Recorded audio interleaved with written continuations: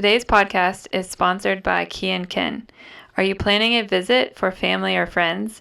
Skip the hassle and book with Key & Kin, Beaver County's top short-term rental provider.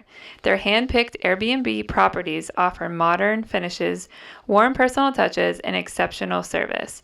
From a single night to a few weeks, unlock a perfect stay in Beaver County and beyond with Key & Kin. Today's podcast is sponsored by Jubilee Cleaning.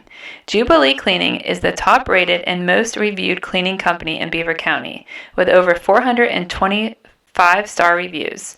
Their mission is simple: deliver a 5-star experience.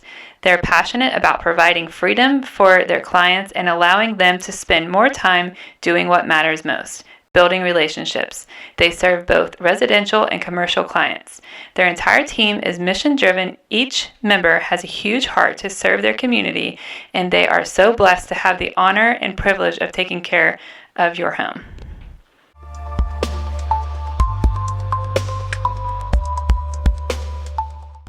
Hello everyone, welcome back to Enthralled.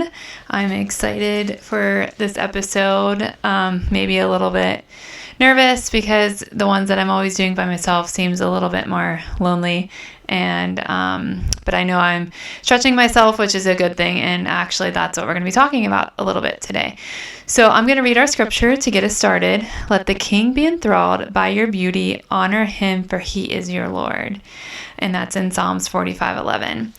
So today, as you guys, if you've been following along, we've been in a resilience series. And as I was thinking we were going to be ending this series, God prompted my heart and was said that I should do an episode by myself, which is always something I'm like, try to talk God out of, and he just talks me into it. So today I just wanted to share a little bit of my heart and some things that I have walked through that I would say has pushed me in resilience. And as I was thinking about it, I thought hopefully it would encourage some of you that are listening, things that it's not always, I think most of the ones we were talking about this time recently has been going through grief or losing someone, but I also see resilience as things that we use every day to push ourselves continually and to keep pressing on for the goal that God has us here on this earth to do.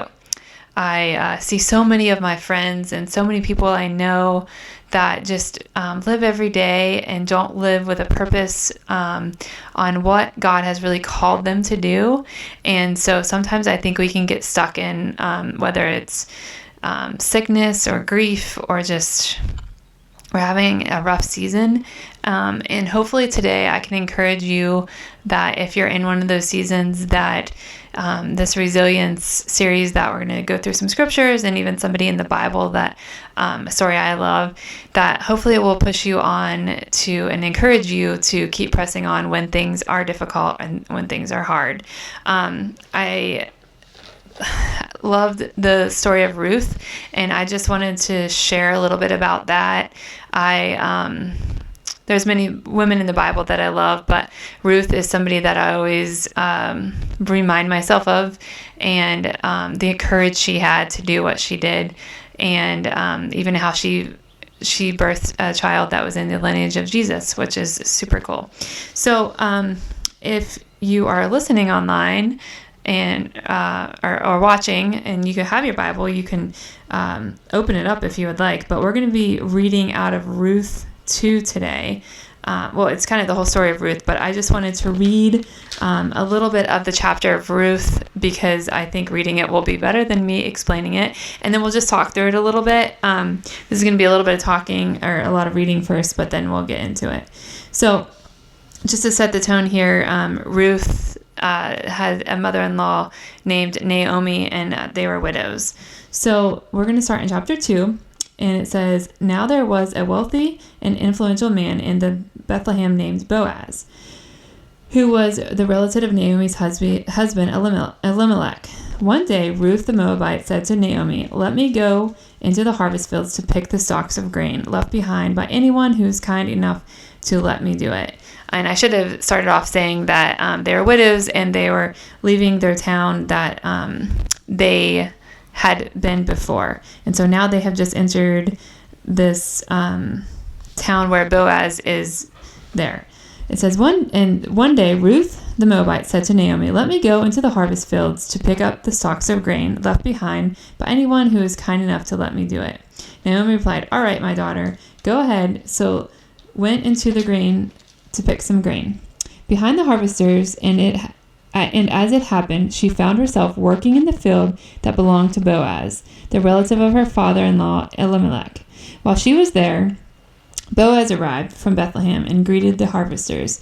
"The Lord be with you," he said. "The Lord bless you," the harvesters replied. Then Boaz asked his foreman, "What is this young woman over there? Who does she belong to?" And the foreman replied, "She is a young woman from Moab who came back with Naomi. She asked me this morning if she could gather some grain behind the harvesters. She had been hard at work." Boaz went over and said to Ruth, "Listen, my daughter, stay right here with us when you gather grain. Don't go to any other field. Stay right behind the young woman working in my field. See which part of the field they are harvesting and then follow them. I have warned the young men not to treat you roughly, and when you are thirsty, help yourself to the water they have drawn from the well." Ruth fell at his feet and thanked him warmly. What have I done to deserve this?" She was just explaining how she was a foreigner. And he said, "Yes, I know, but I also know about everything you have done for your mother-in-law since the death of your husband. I have heard how you left your father and mother and your own land to live here among complete strangers. May the Lord, the God of Israel, under whose wings you have come to take refuge, reward you fully for what you have done." So here Ruth, most of the time, and if you were a widow, you would stay in the town you were with your parents, and she wanted to go with her mother-in-law Naomi to be with her and protect her. Okay, then it says, when Ruth went back to work again, Boaz ordered his young men, let her gather grain right among where she was, and pull out the heads of barley from the bushels. So Ruth gathered barley all day, and when she beat out the grain that evening and filled the entire basket, she carried it back to the town, showed her mother-in-law Ruth, and also gave her roasted grain that was left over from the mill. And Naomi was like, Where did you get all of this? Where did you work?" And Ruth told her mother-in-law, the man whose field she had worked in. She said, "The man I worked with to name is Boaz." "May the Lord bless him," Naomi told her daughter-in-law. "He is showing us kindness to all of us, well as our dead husband. That man is one of the closest relatives, one of our family redeemers." Then Ruth said, "What's more, Boaz even told me to come back and do it again." And so I just really love this story because Ruth was going out into the fields just to get food for herself, not knowing what was going to truly happen. And Boaz came and just treated her way better than she deserved, because in those days women were not treated very, very good, and he was really looking out for her, and God had a plan before she even came to Moab. And we're going to follow through in Ruth 3 on how it went, and then we'll get into this a little bit more. One day, Naomi said to Ruth, "My daughter, it's time that I found a permanent home for you, so that you will be provided. Boaz is a close relative for ours, and kind for letting us gather his grain. Tonight he will be winnowing barley at the threshing hold. Now do as I tell you. Take a bath and put on perfume and dress in the nicest clothes. Then go to the threshing floor. But don't let Boaz see you until he has finished eating and drinking. Be sure to notice where he lies down. Then go and uncover the feet and lie down. He will tell you what to do." "I will do everything you say," Ruth said. So she went down to the threshing floor that night and followed the instruction of her mother-in-law. After Boaz had finished eating and drinking and was in good spirits, he laid down in the far end of the pile of grain and went to sleep. Then Ruth came quietly, uncovered his feet, and lay down. Around midnight, Boaz suddenly woke up and turned over. He was surprised to find a woman in his bed, or lying at his feet. "I am your servant, Ruth," she replied. "Spread the corner of your covering over me, for I am your family redeemer." "The Lord bless you, my daughter," Boaz exclaimed, I should say. "You are showing even more family loyalty now than you did before, for you have not gone after a young man, whether rich or poor. Now don't worry about this, my daughter. I will do what is necessary for everyone in the town to know you are a virtuous woman. But while it's true that I am with your family redeemer, there is another man who is more closely related to you. Stay here tonight, and in the morning I will talk to him. If he is willing to redeem you, very well, let me marry you. If he is not willing, as surely the Lord lives, I will redeem you myself." So I'm not going to keep reading, but it goes on to the story, and Boaz goes and talks to the people, and there's more to the story, but in the end, Boaz marries Ruth, and they have a child, and then it goes on to the lineage of Jesse and then David, and their son was named Obed. And I just, when I was reading this story, I was thinking back to, I know it's a very different culture than we have today, so it's probably hard for us to wrap our minds around, but Ruth, when she went to the fields, she was just going to work and to get grain for her and her mother-in-law, and not knowing what God was going to bless her with. And I kind of just thought of this in this resilience series that we're talking about. Sometimes there's trials that we're going through, like she was going through, like she lost her husband, and that was kind of how a lot of ours, I said, have been grief, and so that kind of tied into a lot of the stories that we've had on here recently with people losing things. But I felt God prompting me to talk about, like I said, things that I've been going through in my life in the past several years. And I talked a little bit about grief with losing my mom, but also there are some other things that I'd been walking through, and I just continue to put God first in all of these hard and stressful seasons.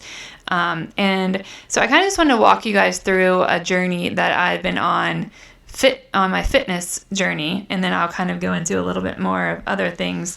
But growing up, I would have never considered myself an athlete. I played sports, or actually I really didn't play much sports. I played softball, and I was a cheerleader in my very early elementary years, but I never really had any motivation, or I really think I never had any confidence in myself to be any kind of athlete. I did play softball, but it was really just because probably my dad encouraged me and kind of made me do it, and then I did like it. But once I knew I had to try out or work harder, I just would give up, and I just really had no self-confidence. And as I was going through my later high school years and my early 20s, I always liked to, I'd say, be healthy.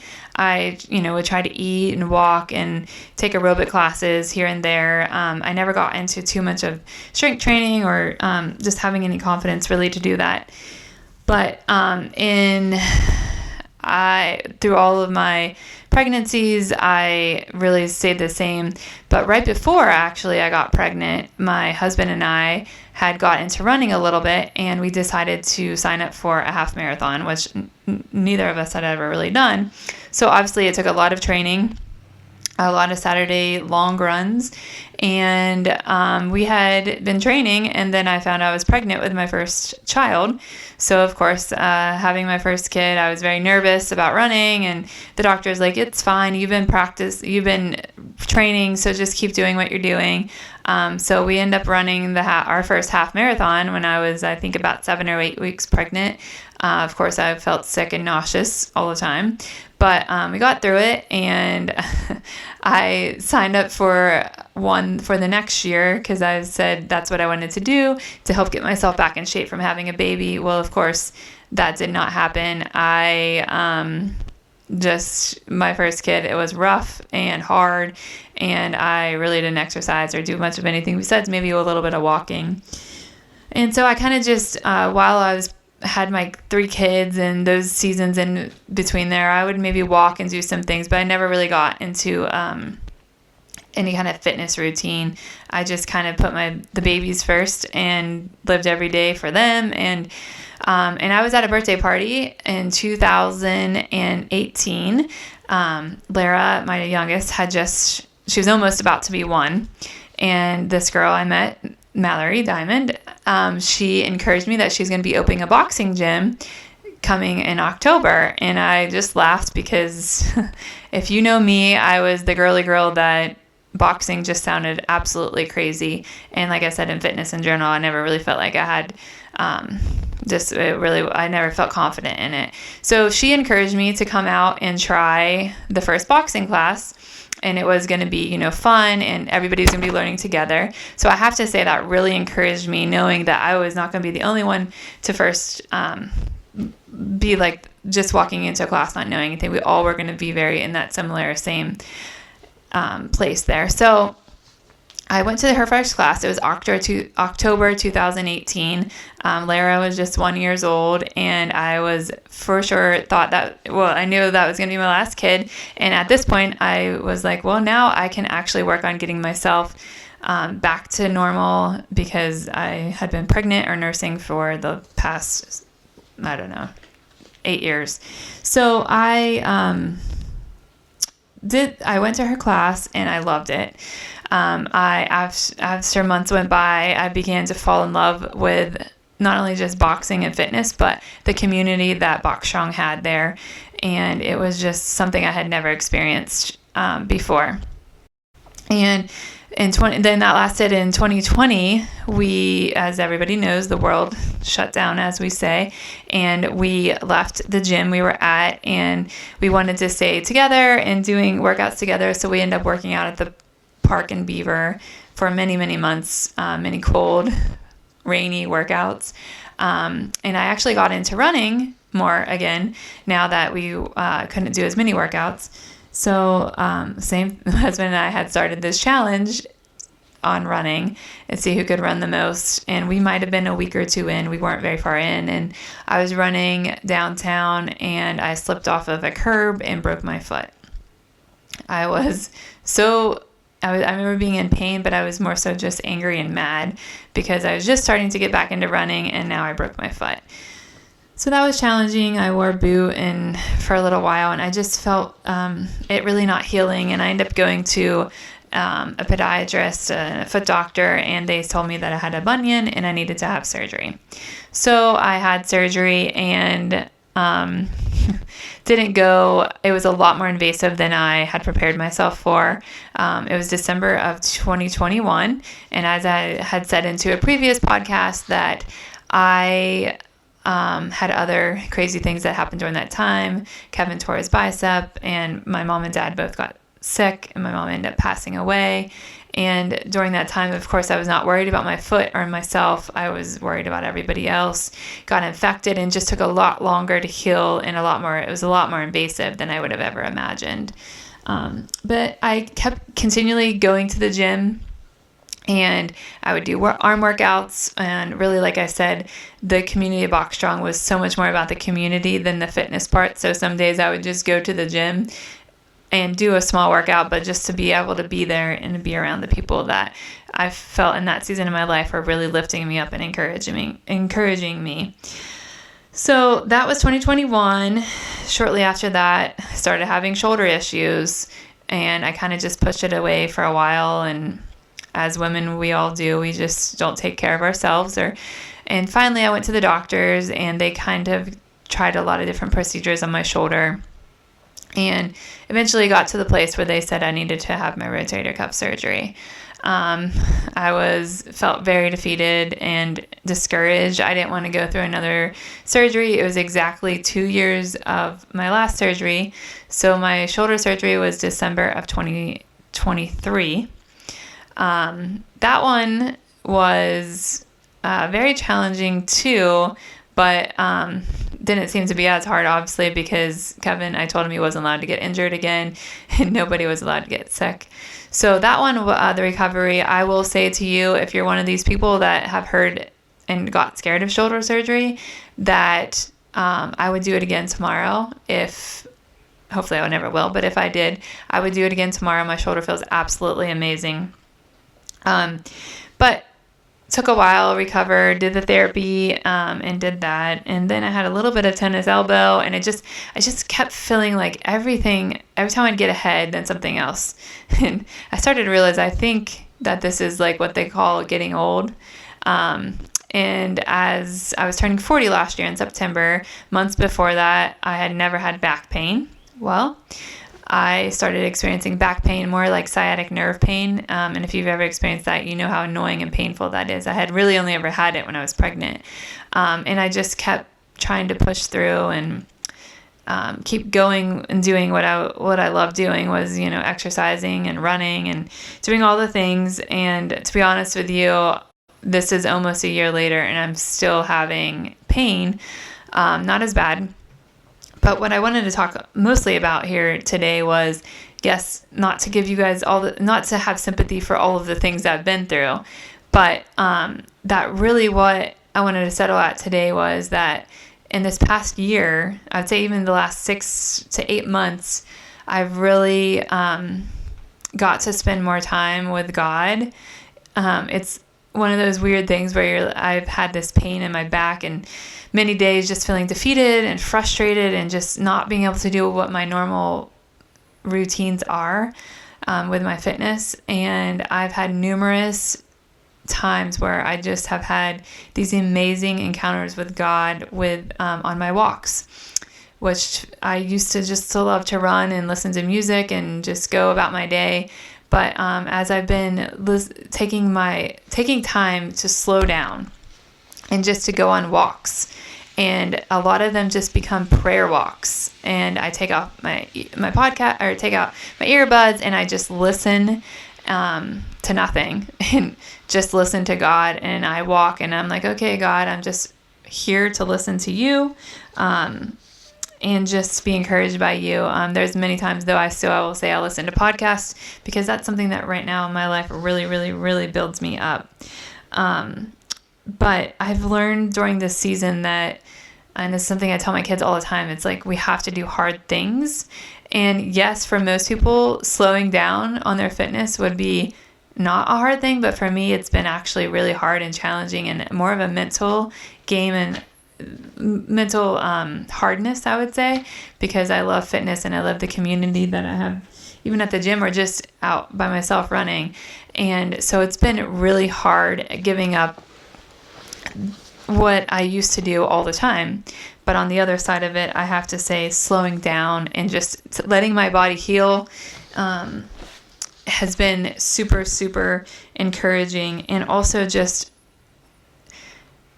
seeking God and seeking Him to help me to understand about my true identity. I know my true identity is in Christ, but sometimes we can let these worldly things get to us, whether it's fitness or whether it's friendship or whether it's being good enough or letting others speak into us or whatever it is. And I think I was in a season before this that I had to see how many calories I could burn at every workout. I had to see how many days a week I could work out. It was always, I had to measure up. And I don't even know what I was trying to measure up to, but I just always felt like I had to do more and more and more. And if you know me, my personality is sitting still is not my strong suit. But I have to say, this journey that I've recently been on, that I've been enjoying, just slowing down and being okay with not getting 500 things done in one day, but just really slowing down and trying to seek God and find my true identity in Him, because I know He's the only one that can give me the full rest and just the identity that I need to have in Him. And just trusting Him that He obviously will heal my body, and I know I'll be okay in time. And this is just a back issue. There's people that have many, many, many worse things off than me. And so I know that, and I am very sensitive to that. But I just want to encourage you that if you've been in a season where maybe your body isn't doing what it used to do as we get older, like I said, or maybe you're having something very physically wrong with your body, whether it's a sickness or whatever it is, I just ask you to to spend this season of hard time as far as you can't do what you want to do, and just seek the Lord and ask him to give you the grace and the patience and the wisdom on how to enjoy the time, which I know is hard, to enjoy the time that you have to just slow your body down. Because if you're like me, that has been very challenging and very difficult. I wanted to read a couple scriptures. James is one of my favorite books of the Bible, and it just has so much wisdom. It teaches me things all the time. And I wanted to read James 1:3. Well, actually, we're going to start with 2. Dear brothers and sisters, when troubles come your way, we consider it as an opportunity for great joy. For you know that when your faith is tested, your endurance has to grow. So let it grow, for when your endurance is fully developed, you will be perfect. You will be perfect and complete, needing nothing. And so that's a great verse for what I'm talking about right now. Because when our faith is tested, that's when our endurance has to grow. And whether you're going through a test, like I said, through your body, or a test in sickness, or maybe it's in just motherhood, or it's in friendship, or it's in grief, whatever it is, when you feel like life's testing you, I really encourage you to find endurance through finding your identity in Christ. Another scripture I wanted to read, it's in Hebrews, and it's Hebrews 6:12. I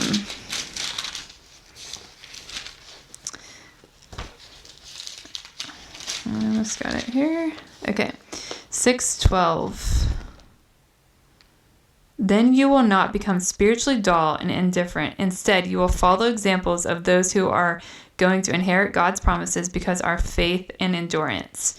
So this is just talking about finding God's promises in our faith and endurance, because when we're spiritually dull, we won't be able to experience that. And like I said, even I've been really trying to build myself up spiritually, whereas I can't build myself up in like the fitness part of it, which I know is not actually healthy anyways, but to work on yourself, work on the things that you can just be working on spiritually, whether that's it, getting in a small group, meeting a couple of friends for a walk and coffee, and just pouring your heart out and telling them the things that you're struggling with. Ask them for prayer. And if you need somebody, text me. I love to walk, and I love to talk, and I love to have coffee. But I just wanted to go back as we're wrapping up here and just talk back about when Ruth, when she was taking risk about approaching Boaz, and a wealthy relative of Naomi's late husband, she showed the not the social norm. She stepped out. She had faith and integrity to do what was hard. She had faith in God, and God blessed her with Boaz.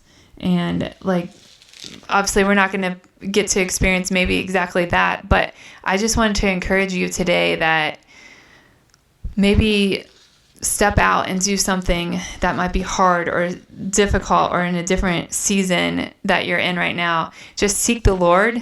I think I talked about this before, but having this time of preparation for what's to come.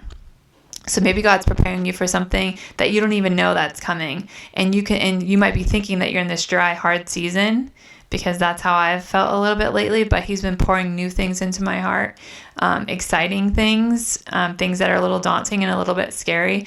But I know that I need to seek him, and I need to spend this quiet time with him, so I can fulfill the things that he's asking me to do. So I know this might have been a little bit all over the place with Ruth and then my story, but I really was just hoping to encourage you today, whether if you're in a good season, a hard season, or if you're just in a long season of something that you've been seeking the Lord for, that you will continue to put him first, and you will seek him above all else, not the world, or not things of this world, or not people, but you would go to him and you would seek him most of all. So I just want to thank you guys for listening to me ramble on today. And I hope to see you back next time. And I just want to make sure to remind you to follow us on social media and to subscribe to our YouTube channel. See you next time.